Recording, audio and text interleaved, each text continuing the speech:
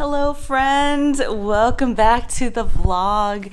Today is going to be another leg day, but I wanted to bring you all along and talk more about why is it so hard for some of us to lose weight and what are some of the things that we can do to actually boost our metabolism. Hi, I'm Dr. Jenny Lay. I believe in sustainable weight loss, and if you're interested, then keep on watching. Oh, you gotta stretch out these hips to do our squat. Oy. So we know that in order to lose weight, we need to be in a calorie deficit. Calories in must be less than calories out. Energy in must be less than energy out. But what are some of the things that we can control versus the things that we don't necessarily control? And I want us to switch into the mindset of focusing on the things that are within our power. Because when we say that our metabolism is just shocked, and we killed our metabolism, it takes that power away from us and we feel like, we feel very defeated. So I want us to take that power back. So your total daily energy expenditure, TDEE, is how much your body uses energy throughout the day, and this is how much estimated you would burn. So there's your metabolic rate, which is how much energy you would be using if you were comatose, tubed, pegged, and whatnot. Like your body is just laying there, breathing, digesting food that we give you, brain functioning, all that stuff. So your basic body needs to survive if you were comatose. That is your basal metabolic rate. After that is the thermal energy that you use to digest food. So based on the foods that you eat, the more energy you may or may not be using to digest that food, to store that food, to eliminate that food. Thirdly is your non-exercise activity thermogenesis.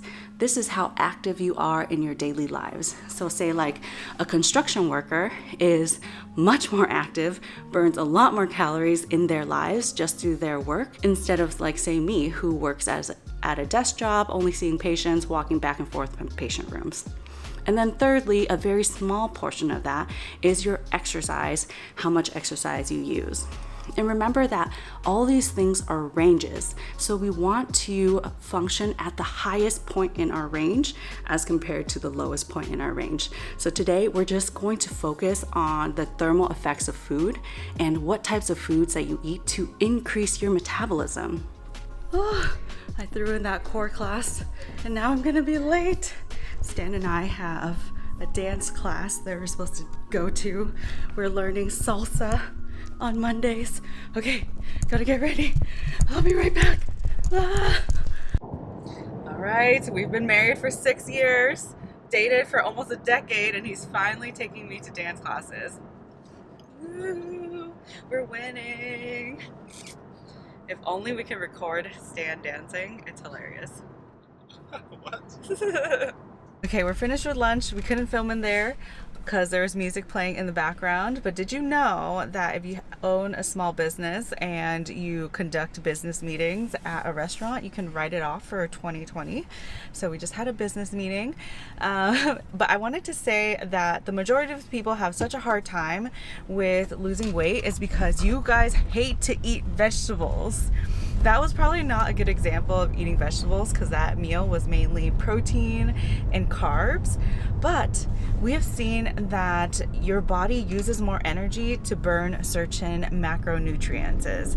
For example, you burn 20 to 30% of the calorie intake from eating protein. So say you were eating 100 calories worth of protein, you will use 20 to 30% of those calories to digest the food, to process the food, to store the food, or to eliminate that food, because it takes energy to do.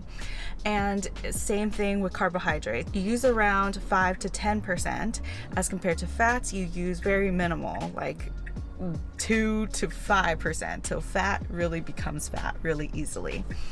And I find that when you don't eat fiber and you don't eat enough protein, your body doesn't use a lot of that thermogenic effect to burn the food calories, and then it makes it a lot harder to do. to lose weight.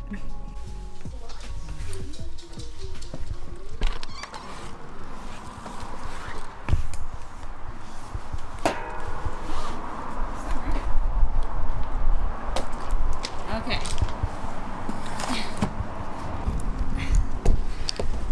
So I don't like planting things right away after I buy them from the nursery, just because they need to acclimate to my living environment.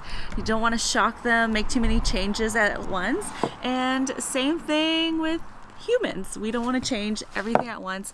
We want to change things little at a time so we get used to them and then slowly progress from there. So I want to teach you how to cook your vegetables in a way that you might like to eat them, and then you can slowly progress from there, because majority of the times you're not eating the vegetables because you don't like the way that they taste, and that can change.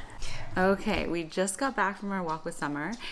So I wanted to elaborate on this kind of like the food plate. I don't know if you follow me on Instagram, but I posted up a picture of my lunch, and I try to get my patients to emulate this food plate, which is half fruits and vegetables, a quarter of it protein, and then a quarter of it is carbs. I always say try to start off by eating your vegetables first, or eating as much vegetables as you can, and then moving to your protein and then your carbs. And the reason why I say this is because fiber, not only does it keep us really full, it has all those good micronutrients that keep us healthy, and then it helps us with digestion, and it is a lot of volume for very minimal calories. So on top of that, your body is taking extra energy to burn off this fiber that is like, non-digestible, or things that attaches to your cholesterol and lowers your cholesterol, things like that. So I always try to eat my vegetables first and then move on to my protein and then my carbs. And I find that a lot of my patients, when they do that, they get really full just by eating vegetables and protein, and then they don't snack as much. And the reason why a lot of us, including myself, when I binge, I find that I'm too restrictive during my meals, or I haven't eaten enough through the day.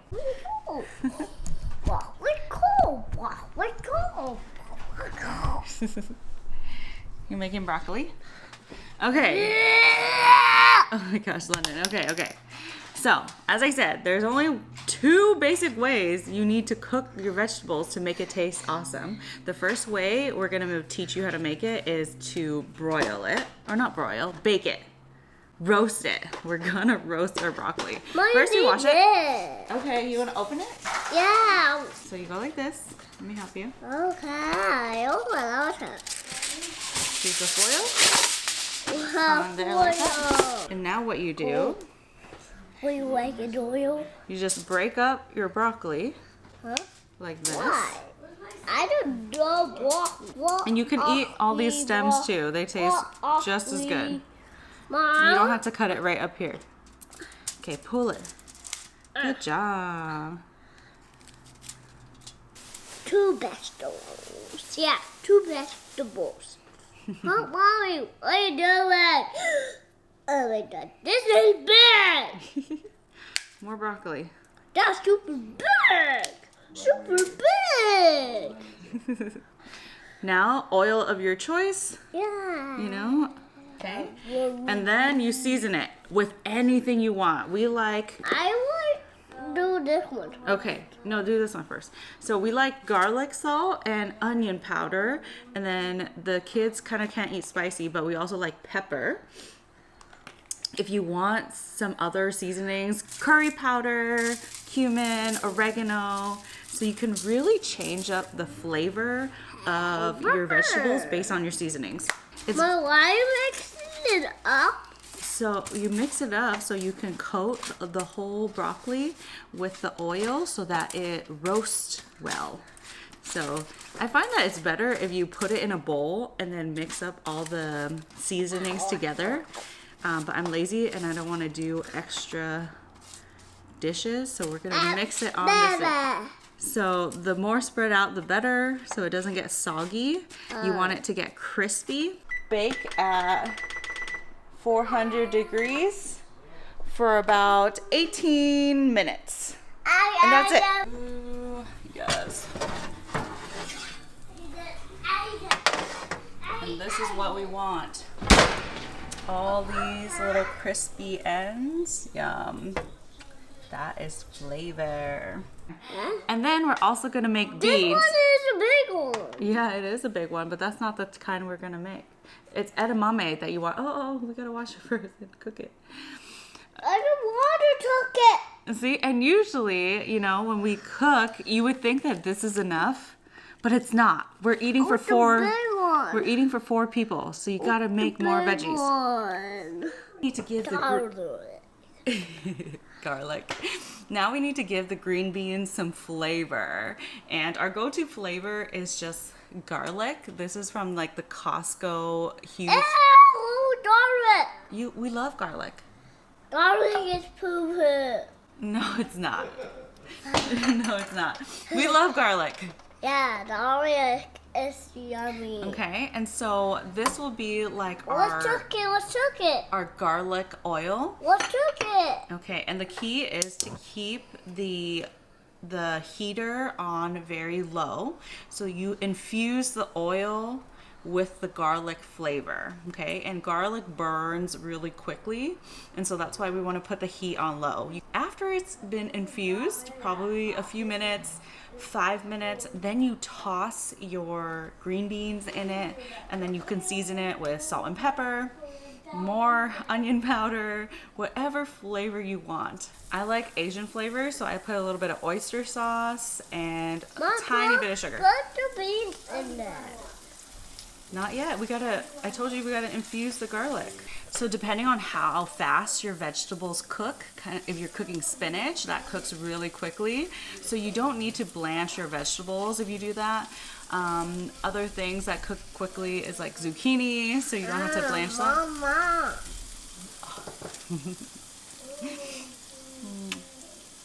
Harder vegetables tend to cook a little bit longer, and so just based on your preference, I still kind of like that crunch to vegetables. Stuck beans in there. Okay, now you put the beans in there. Okay. Put the whole thing in there. At top. Dump it in. Dump it in. Okay, dump it in. Ooh, good job. Now we saute the beans. Right?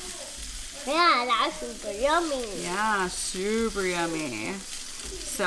Yeah, I don't want the garlic on those beans. Yes, you do. This is how Mommy always cooks your green beans, and you love it. Okay, now put a little bit of salt on it. Okay. Oyster sauce. Okay, and then you can honestly like stop here, and that's great. But if you want some Asian flavor, we're gonna do a tiny bit of oyster sauce. Well, I want to mix it up. Here you go, honey. And in a lot of Vietnamese culture and cuisine, we like to balance out the sweet and the savory with sweet. So a tiny bit of sugar helps caramelize so just a tiny bit. There you go. Yeah, I started to eat it. Yeah, we're excited to eat it. So this is what the green beans look like. Honestly, it looks so good. It looks like it's out of a restaurant. But honestly, like I can eat this whole thing by myself. It's that hand size, so like 2 hand sizes. Eat more vegetables. It will help you lose weight easier.